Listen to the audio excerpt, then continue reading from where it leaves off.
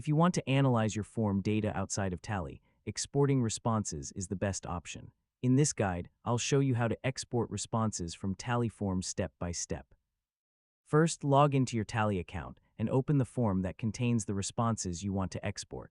Next, switch to the Responses tab where all submitted data is stored.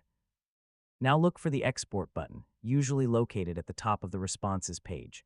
You can choose the format you want, such as CSV or spreadsheet format, depending on how you want to use your data.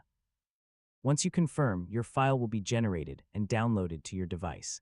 You can now open the exported file in Excel or upload it to Google Sheets for analysis. If needed, you can also export selected responses instead of the entire dataset. For automatic syncing, you can connect Tally directly to Google Sheets so responses are exported in real time. After exporting, make sure to organize your data for better analysis and reporting, and that's how to export responses from Tally forms. So it's a simple way to take your data and use it for deeper insights. Thanks for watching, and I'll see you in the next guide.